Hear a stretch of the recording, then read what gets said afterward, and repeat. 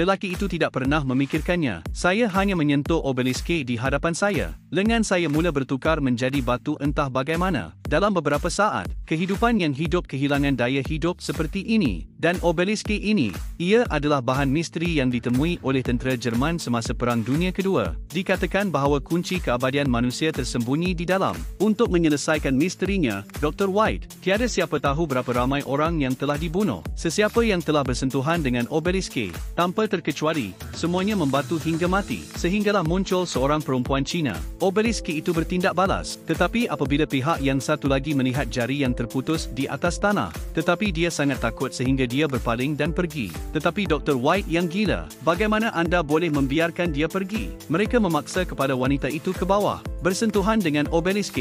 Jangan buat kesilapan ini. Penemuan memerlukan eksperimen. Apa yang menghairankan ialah, bukan sahaja wanita itu tidak membatu selepas dihubungi. Sebaliknya, terdapat reaksi. Percubaan yang diimpikan selama beberapa dekad akhirnya terselah. Untuk menyemak apa yang istimewa tentang seorang wanita, Dr. White memutuskan untuk membawa balik Hydra untuk mengkajinya dengan teliti. Tetapi mereka baru sahaja hendak pergi. Ejen Charter datang bersama sekutu. Jelas sekali matlamat mereka juga adalah obelisk.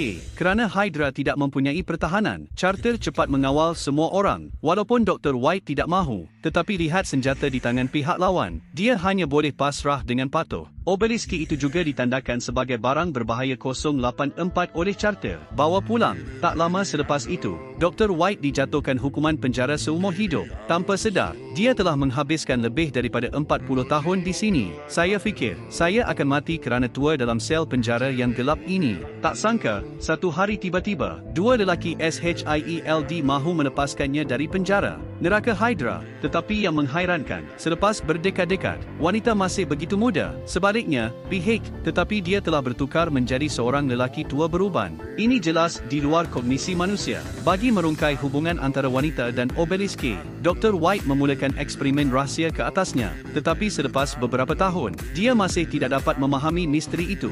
Memandangkan ajalku semakin hampir, Dr. White hanya membuang semua organ wanita. Semua dipindahkan kepada diri saya sendiri. Oleh itu, dia juga mendapatkan semula hidupnya seperti yang dia inginkan. Dan selepas seorang wanita kehabisan nilai terakhirnya, tetapi dibuang ke padang gurun oleh Hydra. Tidak lama selepas, mayatnya ditemui oleh teman lelakinya. Memandang teman wanita yang dicacatkan di hadapanku, lelaki itu bersumpah secara rahsia, pembunuh mesti membayar harga yang sepatutnya. Dalam sekelip mata, 3 tahun kemudian, tahun-tahun ini, Hydra masih tidak berputus asa mencari obelisk itu. Tetapi kerana ia tersembunyi terlalu dalam, tidak pernah ada berita dari mereka, sehingga kematian Ejen Charter, tentera terpaksa